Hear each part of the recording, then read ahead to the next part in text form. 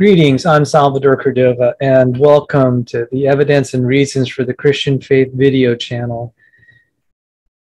Today is going to be a special presentation as I'm going to be recounting the events of yesterday where the church I've been a part of, McLean Bible Church, for the last 38 years, had threatened me with arrest and jail time for attending their worship services. I was threatened with arrest and jail time if I ever returned to the properties. I'm going to detail kind of the details of what happened yesterday, which isn't really much to report on, but more importantly, the events leading up to this and surrounding it. But first, for those of you new to the video channel and those who don't know me, let me introduce myself. I'm a Christian who professes the evangelical and Reformed faith. I'm a molecular biophysics researcher by profession. I published in scientific journals and handbooks. Prior to that, I was an engineer and scientist in the aerospace and defense industry. One of my employers, MITRE, the Center for Advanced Aviation System Development, sent me off to pilot school, and hence the photographs of me in my much younger years when I was a pilot. Some of my work, I built flight simulators, very small scale flight simulators that could fit inside aircraft carriers, and some of them were at the Al Jaber Air Force Base in Kuwait. So that was a long journey from being an engineer to becoming a molecular biophysics researcher. I have 5 science degrees, including a Master of Science from Johns Hopkins University and an unaccredited degree, a Master of Science in biology. So my Master of Science from Johns Hopkins was in applied physics. However, probably one of the most meaningful activities in my life was serving the Lord according to 1 Timothy 5:4, the caring of parents. I had cared for my widowed and disabled mother for 18 years, and for the last 7, I gave her 24/7 round-the-clock care, while I also worked from home doing creation research for world-famous Cornell geneticist John C. Sanford. That led to me being voted as the #1 YouTube creationist. However, because I'm geographically far from the McLean campuses, I had been attending a local church that helped me care for my mom, but I also wanted to teach apologetics one Wednesday every other month at McLean, because that was, after all, my day job was doing apologetics research, but in my specialty. And so it seemed kind of logical that I would volunteer to do that for McLean Bible Church. So I requested a special dual membership at Occoquan Bible Church and McLean Bible Church. And the elders of McLean Bible Church granted this request on the provision, and this was conveyed to me by Elder Mark Gottlieb, that when my mother passed away, I would return to McLean Bible Church. My mom passed away April 30th, 2021, this year, which is only a few months ago, and I've returned to McLean Bible. My life story, or at least the earlier parts of it, are featured in the cover story of the April 28th edition of the prestigious scientific journal, Nature, which is a miracle that a creationist ended up on the world's premier scientific journal. I detail how I nearly lost my faith, but through the study of God's creation, with the tools of science, I was restored to belief. I provide a link in the video description there. As a consequence of that article being published in a prestigious scientific journal, I and members of my intelligent design group, such as Dr. Carolyn Crocker, were featured on national TV, radio, and even the motion picture Expelled, starring Ben Stein. I was filmed for the movie Expelled, but I didn't make the final cut, but Dr. Carolyn Crocker did. Unfortunately, today I have somber news to convey. As I said, I was threatened with arrest and jail by the church I've been a part of on and off for 38 years. So I'm making this video as I'm somewhat concerned for my personal safety, and it should be evident why, hopefully, by the end of this video. So in the event anything happens to me, because there are a lot of people that are angry with me for doing what I'm doing, I want this video to be a matter of public record. On September 30th, which was last week, last Thursday, I released an animated version of the following graph, and let me try to bring it up here.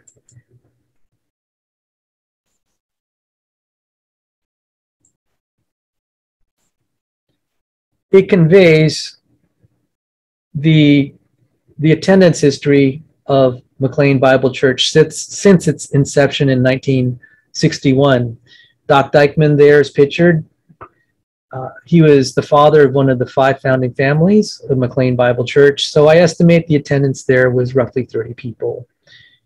And the church grew till 1980, when Lon Solomon became the pastor, the senior pastor. And I was told by family members of Doc Dykeman that, personally, that there were about 200 people there in 1980. And 1983 was when I arrived, my very first service at McLean Bible Church with Lon Solomon speaking. So the green line represents that time from when I first saw him. And if you include a little bit of the blue dashed line there and the rest of the green, both dashed and solid, that represents a 37-year tenure. The attendance during this 37-year tenure of Pastor Lon Solomon, he's beloved in this town and by members and former members of McLean Bible for good reason. The red part of the graph represents the infiltration of the Southern Baptist Convention, which is an increasingly corrupt organization, into McLean Bible Church. And some of the people associated with that, such as Dale Sutherland, are pictured there. Unfortunately, I think Pastor Solomon, toward the end of his tenure, got involved in that too. And maybe in retrospect, that wasn't the best decision. But in any case, that led to the installation of David Platt, who's a Southern Baptist Convention pastor. This did not sit well with a lot of the congregation that wanted their independence from outside entities, such as the increasingly corrupt Southern Baptist Convention. During David Platt's tenure of roughly 4 years, you could see the attendance drop. The solid line represents figures from the official congregational report. The dashed lines there, the purple dashed line represents an interpolation based on actual counts that I and others have made since that time. So the end of the dashed, the red solid line is May 2021, and in the coming months there was continued drop. Now, it may not be that severe a drop in terms of the brick and mortar. The problem is the official congregational reports are in the official congregational reports include online attendance. And traditionally, because we didn't have a lot of online capability, period, across the world, the brick and mortar reports aren't exactly the same thing as online plus brick and mortar. It's kind of mixing apples and oranges. I just need to point that out. People can dispute the validity of counting only brick and mortar, but I would argue that that is probably a more reliable measure of congregational involvement, participation, and engagement.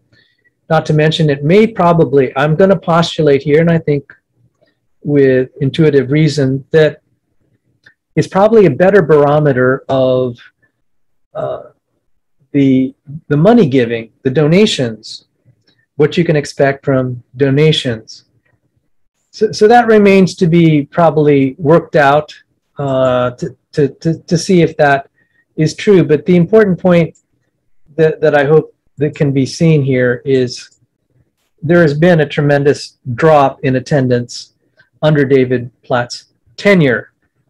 So even though correlation does not necessarily imply causation, I think, at least from my vantage point, it's pretty clear what the causes of the drop are. It has been the change of management, and we'll go into that. But before going into that, let me talk about what my activities are that I think led to my being threatened with arrest and jail.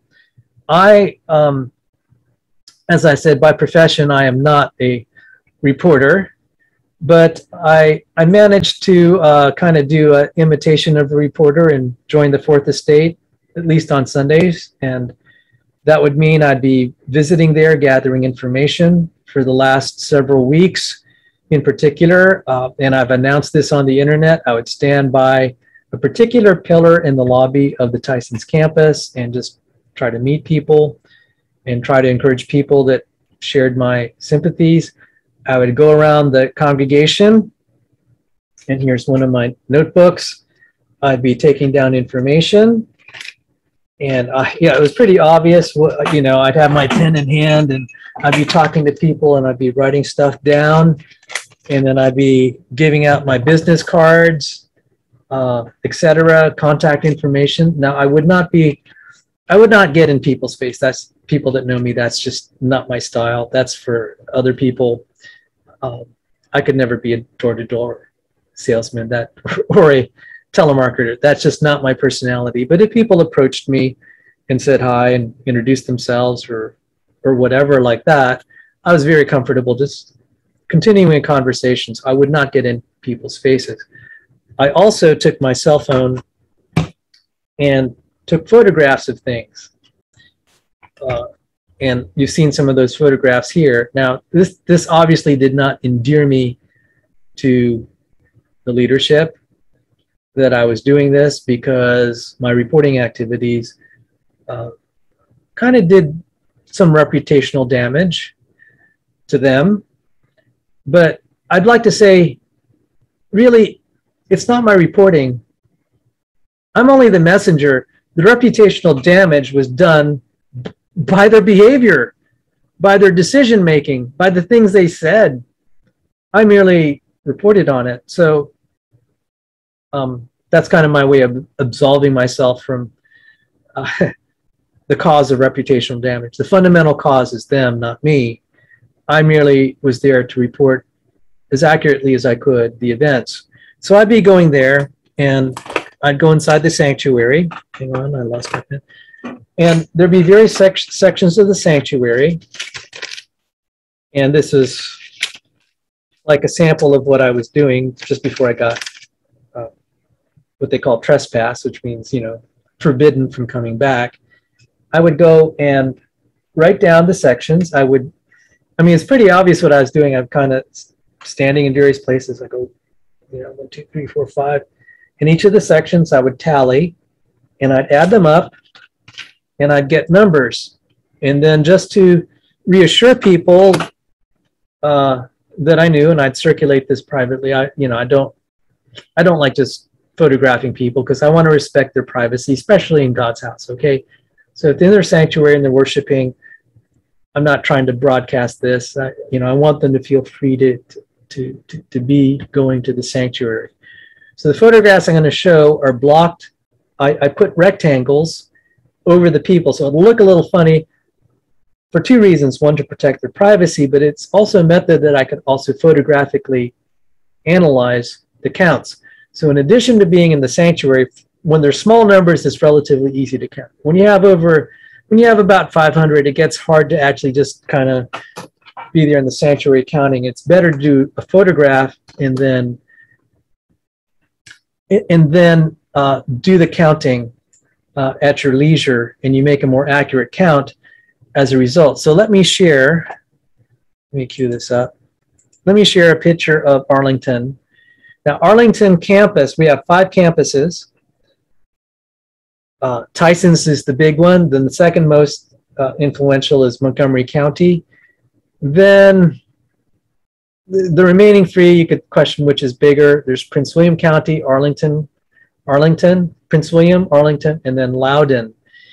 Now, Arlington is in the middle of construction. I believe it's in the ballpark of a $2 million project. So the congregation at Arlington is meeting at 5 p.m. at the Tyson's campus. I'm going to show a picture of the Tyson's campus. My most recent count of the Arlington at Tyson's was on September 26th at the 5 p.m. service. I took the count at about 550. So definitely, if you had stragglers wandering in, you're getting a pretty robust full count. I'm going to show a picture of that. Let me grab it. And I think it will be shocking to see how few people there are. There you go. So there you see kind of all the color coding, because again, I'm the one, I took this picture and then I added those colored rectangles to help me count, but also to protect their privacy. And let me page, I'm going to zoom in a little bit. There's a zoomed in picture. And so why do I use these colored rectangles? Each set of colored rectangles represents 10 people. So I can count 10, 20, 30, 40, 50, 60, 70, 80, 90. And there's some other parts that aren't seen in here. But the bottom line is I had photographic evidence plus I was there. So I had to take several photographs. What I would do in practice is to actually colorize and count each of the sections according to see how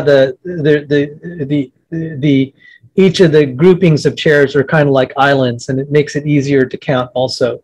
And I would just divide that. So this is just kind of a representation of how I do this. This isn't the exact photographic plates that I would use. And the count I got for Arlington at Tyson's, September 26th, 5:50 p.m. at the 5 p.m. service was 120. By the way, you could probably see here, there's Pastor Eric Saunders. So let me move to the next picture. Earlier that morning at the 11 a.m. service at 11:30, after the offering was taken and after the children left the sanctuary for Children's Sunday School, what we call Kids Quest, I was at the Prince William campus, and I heard that because I'm a known personality on the internet and known to the leadership at church and many congregational members, when I walked in, I got some pretty hostile looks. I found out later they are very alarmed to see me there, little old me. And this is a picture of the Prince William campus. The 11 a.m. service, and this is at 11:32 a.m., had only a mere 90. So you have 5 campuses that constitute McLean Bible Church. 5 campuses. One of them had 120 total, because they only had one service. That was the Arlington on the 26th of September. The Prince William campus, their 9 a.m. service had 90. Ironically, their 11 a.m. service had 90. Ironically, their 9 a.m. service had 176. So 266 on Sunday morning, Prince William, 120 total Arlington on Sunday, September 26th. I got reports from Montgomery County that there were about, say, 500 total for both services. And then Tyson's, we didn't have as good the counters there, but I did review some photographic evidence, and I can say it was about 1,500. Now, the only one that was unreported that day was Loudoun. So I went to Loudoun yesterday, and I was all equipped with my notebook, and I was all set to count. I was so excited. some of you know that I was a skilled card count. I got kicked out of casinos for counting cards. I said, wouldn't it be ironic if I got kicked out of church for counting people? And I was all excited. I was going to do this count. Okay, so you know that I'm a number. You could probably sense I'm a numbers guy. Okay, so one of my undergraduate degrees is in mathematics with a minor in physics. So, okay, just for the record, 3 undergrad degrees. First is in computer science. The second, electrical engineering, minor in music. Third, mathematics, minor in physics. My graduate degree, master's applied physics and master's in biology. But I think at heart, I'm kind of really a numbers nerd. And so I was there at service just saying, Lord, help me do this count real well. And, you know, I'm here to serve you. I need to tell the truth. I need to report what's going on. And in the middle of that service, really more like 9:10, 9:15, because this is the 9 a.m. service, a gentleman came up very politely, God bless him, and said, sir, I'd like to speak to you. Can we speak to you? And I said, yes, sir. And we went outside and he said, this way. And I said, sir, I'd prefer to be, if we can have this conversation in a public space, I'd be willing to do that, because you know, there's always a threat you could be backroomed where you're isolated and no one can see you, and they'll bring the big guys to kind of intimidate you. And he said, no, we're gonna this will be public space. He brought me to the lobby or foyer, and if McLean wants to release videos, kind of the videotapes of the interchange, if you saw it, it was a very cordial, diplomatic interchange. But anyway, he said, we've been, you're trespassed, you're banned from this property. And I knew what that meant. There was they brought me before a sheriff who was also very cordial. They were respectful to the utmost. Sheriff Beach, and this is in Loudoun County, but the sheriff is often there also to, you know, help McLean security. And so I told the gentleman, I said, this is nothing, I have nothing personal against you gentlemen. I really want to express my appreciation for you protecting the congregation. I know that this was a decision by management. And I explained to them I was there counting, and he said, well, I don't know anything about that. I said, well, I'm just telling you person to person why I'm here. There's been a very substantial drop in congregation numbers, attendance numbers. I am doing this for congregational meetings. At this point, one had just recently taken place, but this was for the December congregational meeting. And I'm doing an independent audit of what's going on. And so I had a little more conversation. I said, sir, can I shake your hand? I really was very sincere. And you'll see why a little bit also, and that is because of my friendship with one of the former security members of McLean Bible, Dr. Sandy Pigeon, retired U.S. Navy SEAL. Anyway, the sheriff, as I was walking out, I told everyone I'll comply, no problem with me. I shook the sheriff's hand, and he said, yeah, I'd like to give you some information. So we walked outside. We had like a 15-minute conversation. And he said, well,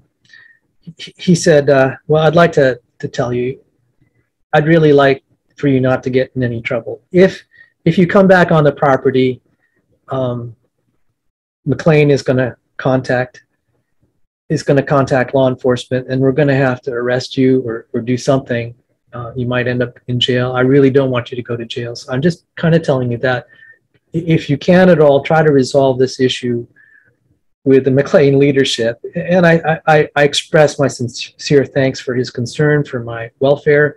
And he informed me, he said, it might not serve your cause, your mission to get trespassed and put in jail. He said, try to find other means that will probably be more productive. And that was a very calm conversation, and I thanked him, and that was the end of the matter. So the question is, why was I trespassed?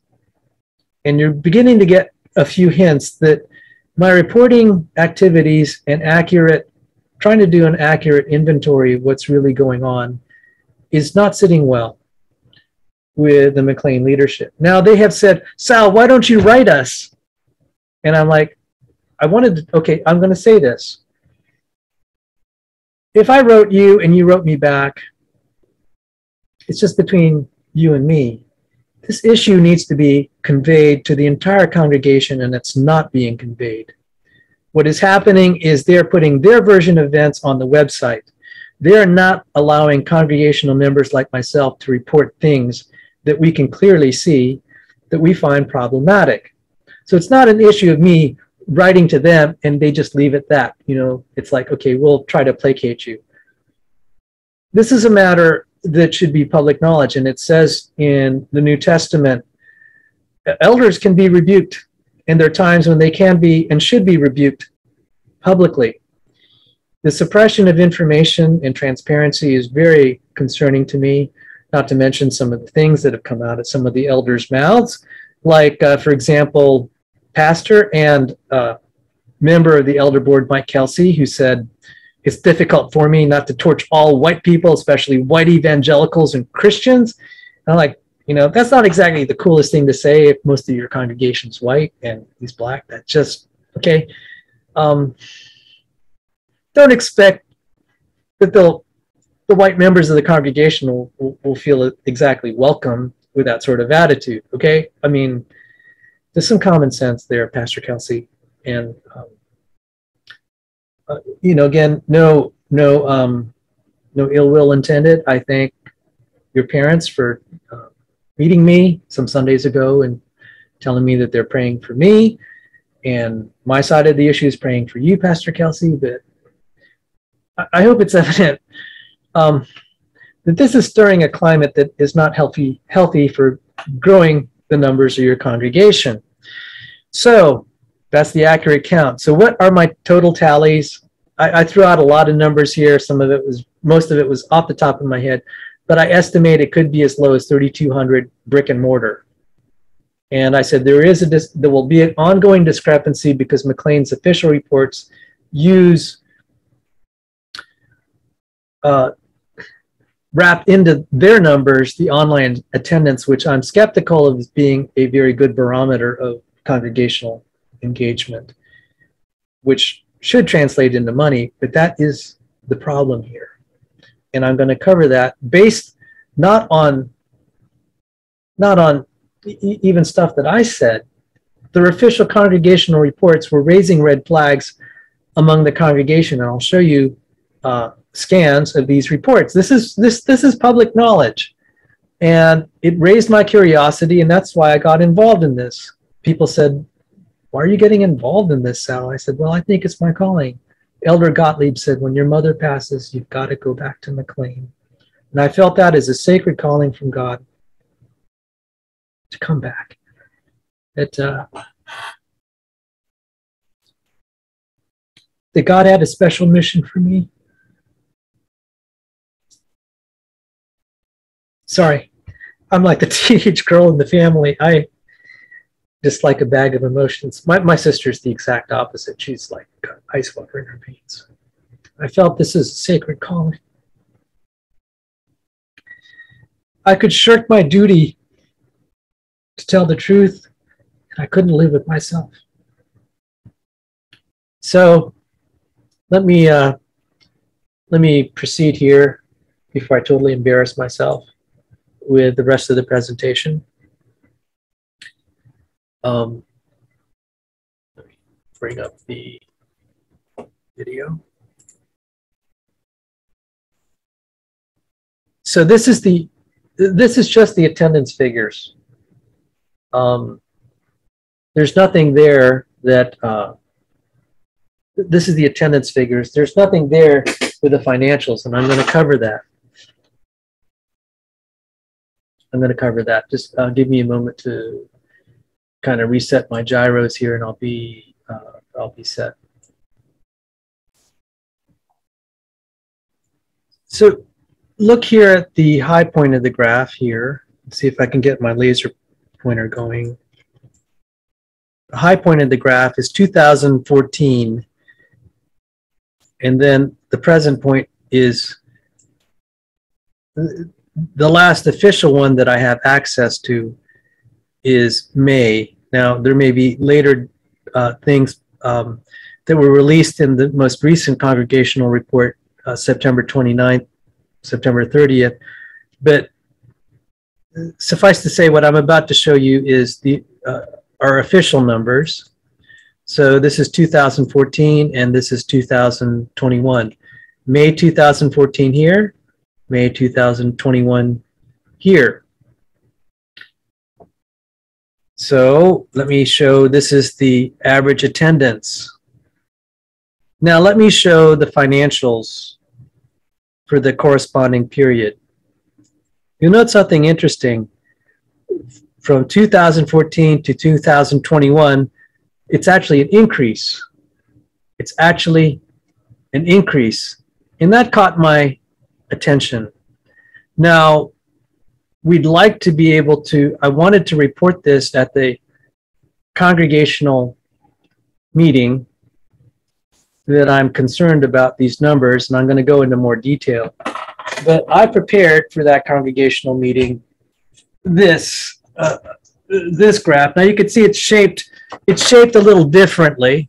I was going to bring this to the congregational meeting. Now you can see in here I use straight lines, and I'll explain that.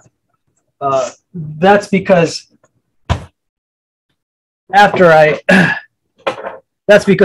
made that graph, one of the former pastors sent me more data, and I was able to make the straight lines more accurate. But it's still the same general thing. I was going to bring that to the congregational meeting that was September 29th, September 30th. And what had happened, according to the leadership, was there was a coronavirus outbreak, and therefore they didn't have enough armed security to take care of the congregation. And let me give a video. Let me play a video, if I may, of how the congregational meeting, June 30th, how it played out. Let me see if I could find it. Here it is. Let me get it going. I'm going to play it for you. I shouldn't laugh. Sometimes I do, because sometimes when a situation's just like so outrageous, you just can't help but laugh. Okay, so this is what this is what you might expect from the opening of the McLean Bible Church congregational meeting. So let me try to get this going.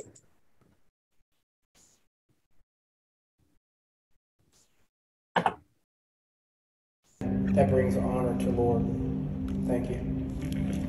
If any person disrupts or shouts out at any point during the meeting, whoever is speaking on stage at that point will immediately back away from the microphone, while our security team immediately comes to escort that person out of the meeting. If you are sitting near the person who has disrupted or shouted out during the meeting, please feel free to move away from that area appropriately and expediently. This will help both you and our security team or our FRT team. If anyone who disrupts or shouts out during the meeting and refuses to leave with our first response team, then security and possibly law enforcement will be asked to intervene. If anyone here is representing any sort of media, official or unofficial, including online platforms, bloggers, social media channels, etc., we would ask that you identify yourself. This is a private meeting of the McLean Bible Church family and is not open to media, so we kindly ask that you would leave the meeting at this point. Please know that we care and we love each and every single one of you. This is for your cooperation, and we pray for a peaceful and productive gathering that brings honor to Lord. Thank you. Okay. So that was June 30th. And then now let me share a picture of the, let me see if I get this right. I have to get the right PowerPoint. I think this is it. Let me just confirm this if you give me a moment here. Okay. So I'll show you, I showed you the video June 30th. This is the July 18th. This is in the video description. By the way, where these videos are sourced are in the video description. This is the July 18th congregational meeting. There are pictured 3 armed security there, with one of them being Fairfax County Police with all his gear. Not pictured are 2 additional armed security that are escorting Jim Powers, my dear friend, out of the congregational meeting, which was oddly held in the middle of a worship service, which is, I think, very disrespectful to a worship service of the Lord that you're trying to conduct business, and I would characterize it as kind of shady business. And then, there was eventually me being escorted out of the sanctuary this past Sunday. So, okay, this is, we love you, from the elders to the congregation, McLean Bible Church. And I'll just continue here. I'm sorry, I just can't help it, adding a little, some of my twisted humor to all this. So this goes back to this graph that I was going to bring with me, and you saw the big board that I was carrying. I was going to bring that. If they granted me the opportunity to have the floor, I would have shared this and raised my concerns. Well, they had the coronavirus outbreak, and then they said, well, we don't have enough security to enforce the meeting. They don't have enough security to orchestrate the meeting the way that they want, in other words, because they want to make sure the congregation doesn't speak out of turn, and they make a point of not allowing, at least the last several ones, limiting or not even allowing any expression of dissent. According to the New Testament, we're supposed to be able to, we're encouraged to say things publicly, but there's information not being conveyed to the rest of the congregation. And so they were afraid that there would be an outburst, and I was going to just silently, at least if they didn't give me the floor, I'd be carrying this big sign around that talked about congregational attendance. And granted, this is a very provocative graph. It's meant to be. It's meant to convey what the problem of McLean Bible Church is. The problem of McLean, as far as congregational participation and numbers, is not the people that are like myself who are calling this out. It is clearly, at least in my opinion, the leadership. The present leadership is responsible for this carnage of our church. The Save McLean informal initiative, or whatever you call it, is not the cause of the carnage that's happening in the church. It is a symptom. It is a symptom of people seeing what's going on, observing it, being repulsed, many of them just leaving the church because they've had enough. And these are members that have built the church during that glorious era when it was rising under the tenure of Lon Solomon. It's ultimately God that did this, that caused the growth. Lon Solomon helped, but there were like 3,000 volunteers at one time. So that means 25% of the congregation at one time. I mean, again, these are figures that I've seen elsewhere. That's a huge level of participation. We were building each other up. This has been destroyed by the current leadership, not to mention they've had other huge missteps. So I get the sense that they're trying to pin this disaster on us that are happen to be just pointing it out. But we're not the cause. We're the symptom. We're the consequence of what many of us perceive is total mismanagement of a church that was thriving and healthy. Maybe I could summarize it this way.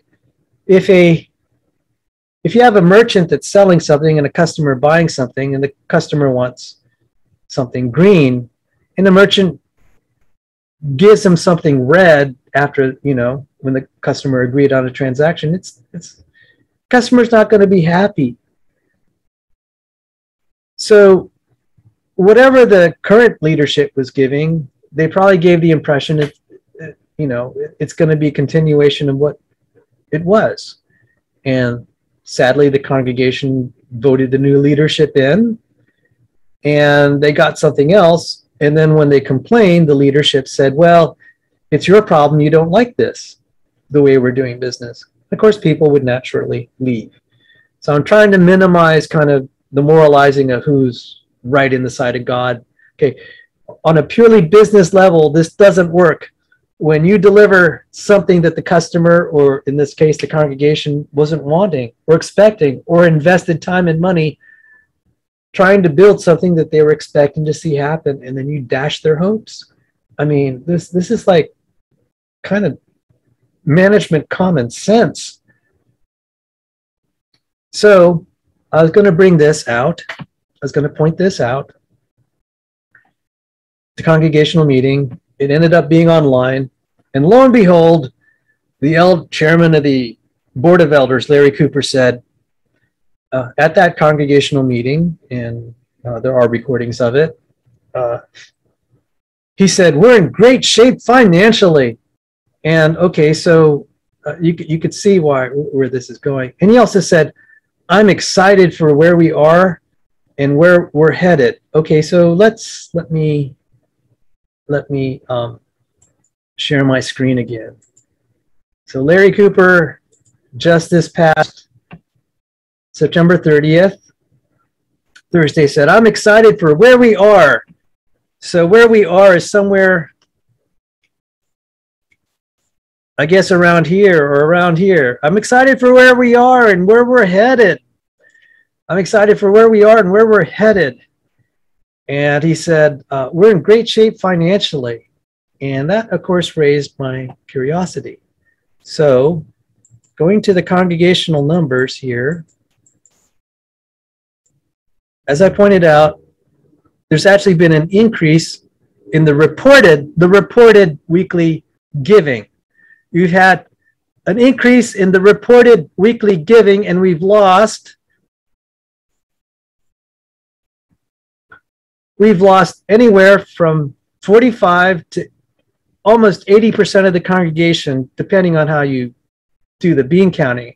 I've argued that this is probably closer to an 80% loss, because when I tallied all the numbers in the sanctuaries, I estimate 3,200. Now, I did want to write the elders and say, can we commission an official counting team? We need to know the vital signs of our church. We need to know the vital signs of our church. I may not be here to give cures. I'm here to just maybe take vital signs, maybe give a little diagnosis.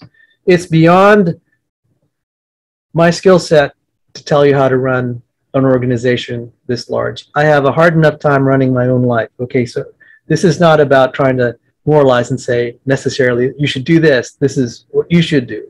No. Going there and doing a count was what little I could do to contribute. I can measure the vital signs. Now, I will give some diagnoses, and I just gave one with the merchant customer thing. Okay, that for what little it was worth. But even reporting on the vital signs of the church, I was trying to take a measurement this past Sunday, and I was threatened with arrest and jail if I continued. Now, granted, that probably felt to leadership I was being a nuisance by collecting all this information, and they took exception to that, and they knew I was going to report it.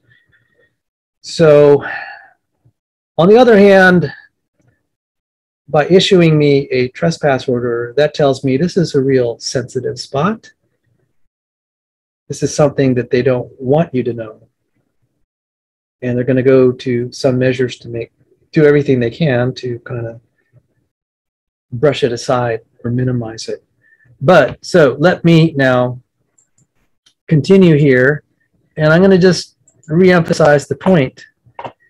I talked to a forensic accountant, and after I got trespassed, and I said, this is what's going on. I managed to go into another church where I'm very welcomed. It was nice to feel welcomed there. There was a forensic accountant, an accountant there for a big firm. And I explained the situation, and she gave me some forensic information about she did not feel comfortable. And so let me go forward a little more. So this is the same graph basically without all the photographs of people. And I will expand. I'll cut out this part here, and I'm just going to stretch it out a little bit, the time frame. And just to add some pictures here, this communicates that we had kind of a lot more people. And yes, this was a picture taken on Labor Day, 4 minutes before service starts. Now, it ended up, the sanctuary ended up filling up. But the thing is that in prior years, even by 4 minutes before the service starts, the sanctuary would be packed out because people are fighting to make sure they get a seat. That was the enthusiasm level. But what ends up happening these days is people are like, well, I'm pretty sure I'm going to get a seat. And I got to tell you something funny. They used to have, it gets so packed there that when the services emptied out, they would have police officers helping to direct traffic. It'd take 30 minutes. And, you know, I have a twisted sense of humor. It was actually, I loved going to McLean Tyson's in this condition because there was no traffic. There were plenty of parking, no lines, and lots of spacious seating. I mean, it was just great because I'm a little bit claustrophobic. So kind of in an odd way, it was kind of nice coming to church because everything felt so wide open and spacious. But that's really not good for the congregational numbers. Anyway, so let me continue with this graph. And again, these are, you could see the solid line here is the official report. And even then, you would expect that the giving would go down. Instead, it's gone up. The reported giving. And if we take, you know, my counts down here, it's like this something doesn't add up. And the accountant instantly saw this. And so, yeah, this is a little animation of that. So am I making any sort of accusations? I'm just merely saying this makes me feel uncomfortable. This makes me feel very uncomfortable. There have been many of us in the congregation that wanted more transparency. We want to see, you know, they say, quote unquote, any member can examine the books. And some of us feel it's like, well, we examine parts of the books. You know, we'd like to see the books you're not showing us. From a forensic accounting standpoint, it'd be reassuring that, let's say hypothetically, we could have an independent forensic auditor to not just examine the general ledger of all transactions, but also how about going to the banks and getting bank statements where we can do vouching and tracing. We want to know where the money sources are. How are we able to manage this situation here? I mean, how did a, you know, kind of a demoralized congregation start wanting to give more? I mean, this picture, even though it eventually, this picture here, taken on Labor Day, is indicating a congregation not particularly worried about finding a seat. They're not eager to be there on time because they're just so desperate to be there that they'll be fighting for seats like they had been. I should also point out, it's not just that the sanctuaries are emptying out. There were more services. There used to be 5 services at Tyson's Corner. Now there are 3. And even those, no, there are 5 services. Now they're just 2 services. And the 9 a.m. and the 11 a.m. And even those are thinning out now. And I will report more on this, but there have been some kind of shenanigans that they were doing. I have pictures of signs saying overflow seating, and I was laughing. I said, are you guys delusional? There's no overflow. And what they did is they closed down the Spanish service and told the pastor there, and this was on the 19th of September, they shut it down. And I walked over there, what they call the Smith Center, which is also a nice auditorium. And someone ran up to me. He said, Salvador, I saw your videos. And I was a little shocked. And he explained to me, he said, yeah, the center shut down because they said we need it. The management said we need it for overflow. And I was just like, what's that about? And they said, well, redirecting all the Spanish congregation into the main sanctuary to fill it out. Not to fill it out. We're redirecting them there because they need to put the overflow back into to the Spanish sanctuary. I'm just like, that makes no sense. Why don't you just leave everyone where they are if they overflow into the Spanish one? You won't have, that'll work better, logistically speaking. And you're forcing all these people that came to hear their sermon and their worship service in Spanish to go to the main sanctuary, which is going to be in English, and you don't have a translator. And I said, this looks like you're trying to, this looks like kind of a public relations thing where you're trying not to make it so obvious you're losing numbers. And you're pulling stunts like putting signs like overflow. And so some of those who've been a part of McLean for a long time were just like, they're kind of rolling their eyes because they know what the sanctuary should look like when it's full. And so then again, I'm sorry to repeat myself. What is this all about? I would hope we would get explanations for this. And I'm worried that now that I'm reporting it, people have known it. There have been whispers. There have been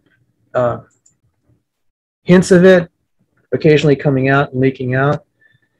I'm not the first to notice this. But I wanted to get better vital signs and say, I wanted to see for myself, is the situation as bad for the attendance, one, and then also kind of raise the alarm, where are we getting this money? It's saying average weekly giving. Are we having some donors that are just sending oodles of money to a congregation that's dying? Okay, I can understand giving money to a cause where you're enlarging the church, but you're going to send tons of money to a congregation that's dying. How does that make sense? What's the inspiration for that? Yeah, okay, so you want to, maybe there's some donor who wants to throw away his money for a mismanaged church. And now McLean Bible is saying we want to plant churches. They're bragging of anywhere between, say, 37 to 50 planted churches. I said, do you want to make clones of McLean Bible Church right now in its current state and plant more churches in the image of McLean? I'm just like, guys, you need to set your own house right first. And I'd like to know who this donor is that wants to send tons of money to a dying church, dying mismanaged church.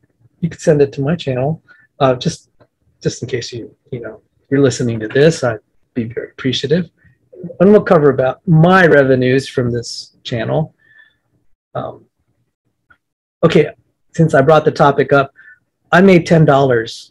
Someone gave me a $10 donation for reporting on McLean. Okay, so just so you know, I'm not doing this for the money. Okay, so let's go back. Let's go back here to the presentation.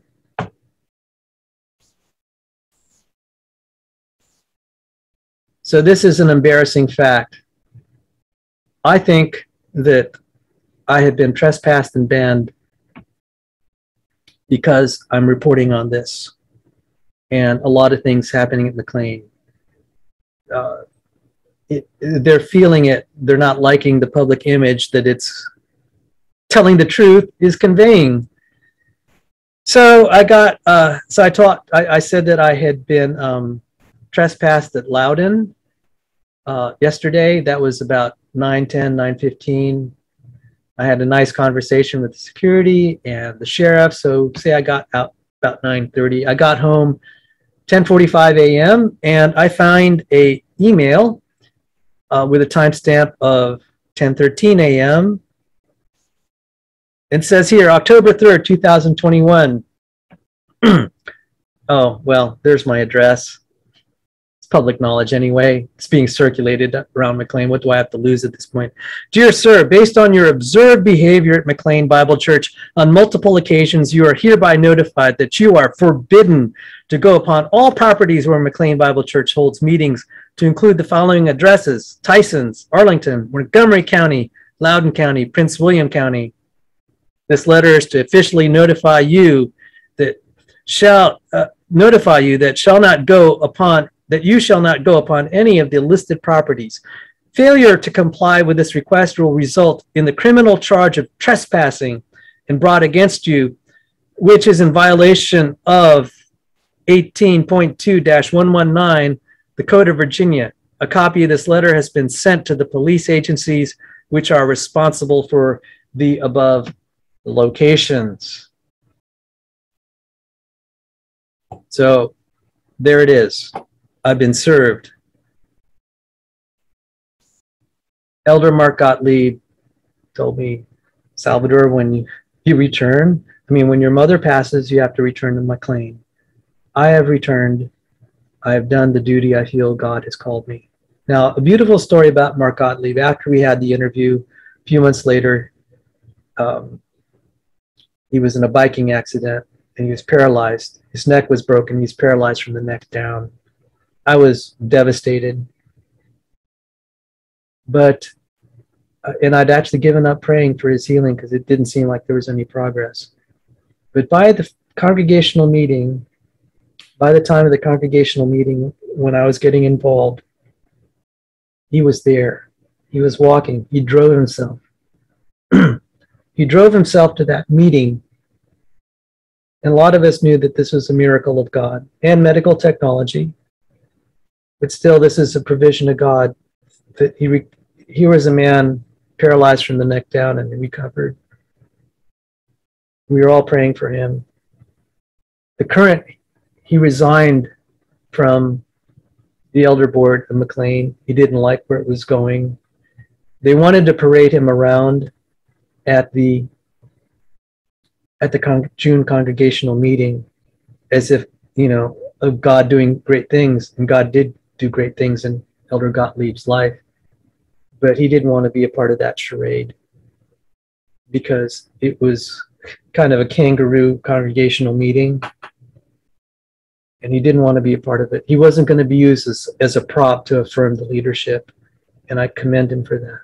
So the elder that said to me, Salvador, when your mother passes away, you have to come back to McLean, was there. I took that as an indication from God. This is where I need to be. My duty is to report. So I have returned, but then I got kicked out. But I feel I've done my duty. I'm still in the fight, as you could see, but now I'm no longer I've been taken out of the front lines. So to all those, especially on the Tysons campus that knows me, you know the story, you know why I won't be there. This will raise some interesting legal questions for the next congregational vote whether I'll be allowed to vote. And really, this could be a real mess. But in any case, let me move forward a little bit. So I believe the reason I got trespassed was because of my reporting activities. And yeah, it did feel like it was a battlefield out there. I have kind of only a week ago, I was just kind of kidding. I have to come out in my battle uniform, you know, so there it is in my battle uniform. And I was only half kidding. I didn't realize it'd be a battlefield out there. But let me share something. Their picture there is Dr. Sandy Pigeon and myself on my YouTube channel. Dr. Sandy Pigeon and his wife came to my mother's funeral May 14th. Now, the reason this is significant, Dr. Pigeon, Lieutenant Commander Pigeon, retired U.S. Navy SEAL, was a leader in the first responder security team of McLean Bible Church. First responder security team of McLean Bible Church. His wife was fed up with what was coming from the pulpit in terms of the promotion of Black Lives Matter, indirectly. Not necessarily by that name, but a lot of people submitted the resignations because of the continued promotion of that. And Sandy eventually left himself. Now, during that time, he provided security for the President of the United States, Donald Trump, when Donald Trump visited McLean Bible. So why am I telling you that? If I were a threat physically to McLean Bible Church, he would be morally bound to be calling them up and saying, you got to get Sal out of there, trespass him now. He did not do that.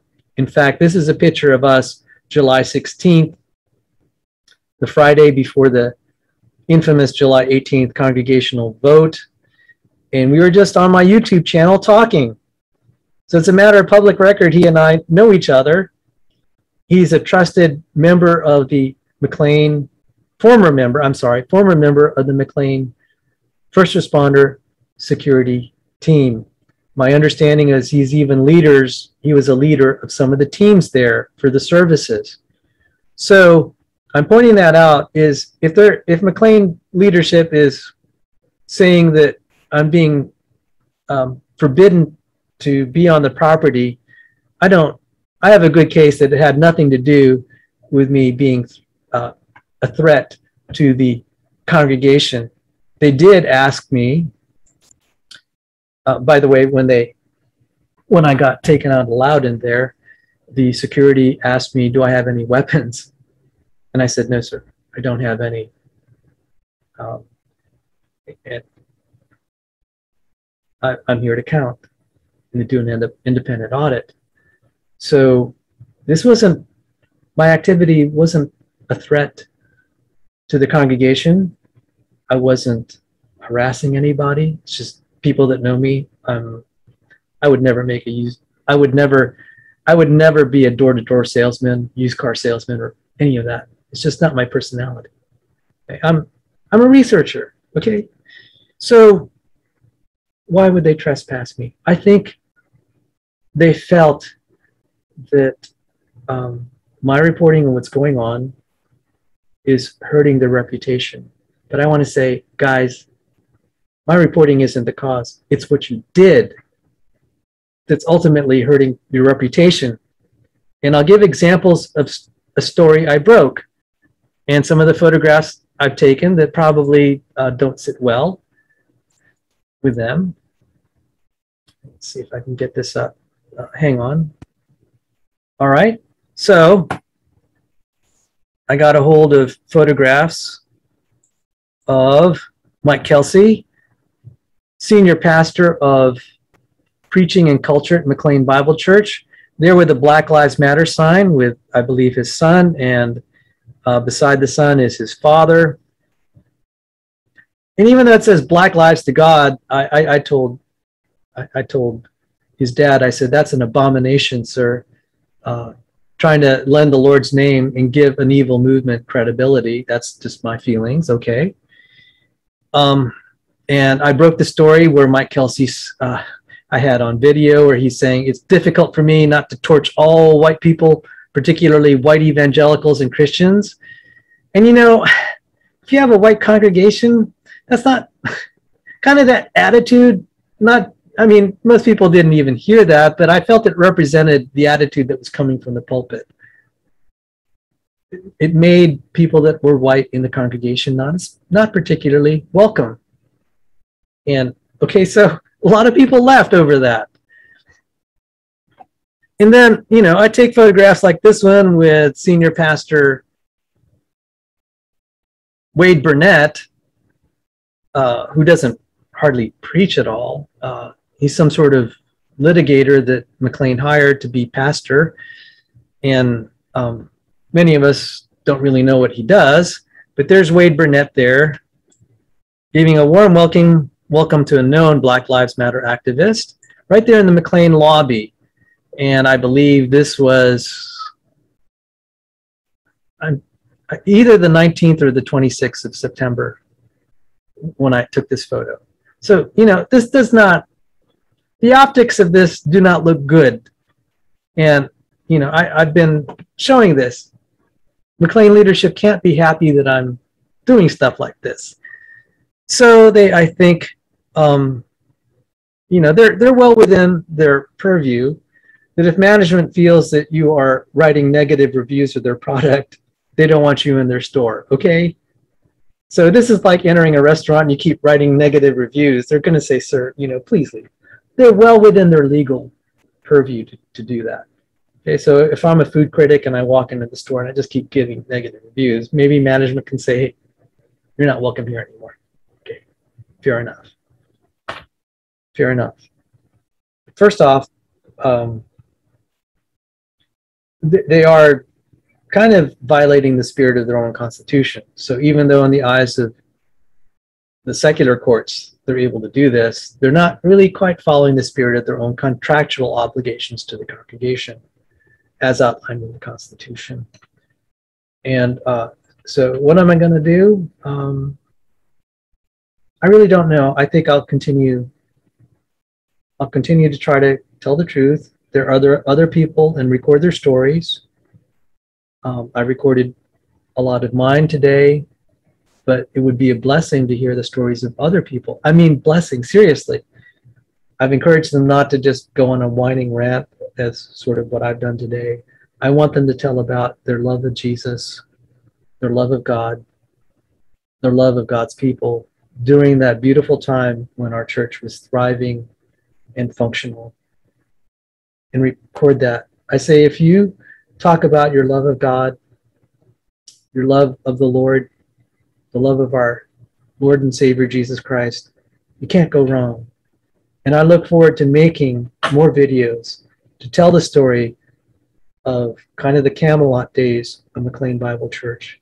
Because those people, even though the church now, McLean Bible, is kind of disintegrated in my opinion, even if they restore numbers, there's been reputational damage and there are issues of trust. The people that were part of the Camelot days of McLean are now filling the congregations all around the area. After the coronavirus lockdowns were lifted, these congregations were breaking records for their attendance while McLean's was going down. And it's because of those who left McLean. They brought their good lives and their gifts and talents of the Lord into those congregations. So the church beautifully scattered good seeds all across the area. And so I want to report on that. And I want to thank all the churches that have opened their arms to me as McLean has kicked me out. I want to thank you for the warm welcome that I've received, that you're receiving me with open arms, that there are probably 10 churches, at least in the area, that say, Sal, you can come to our congregation. I want to thank you. So for now, technically, I don't know where I stand. I don't know if I'm still on the member rolls. I know I cannot I'd be thrown in jail if I attempted to celebrate the Lord's Supper on the church I've been a part of, on and off, for 38 years. I'd be thrown in jail for that. Not because of outsiders, but because of the leadership at McLean Bible. But I want to thank everyone who's been supportive during this difficult time, and the grace of the Lord Jesus Christ be with you all. Take care, and God bless you.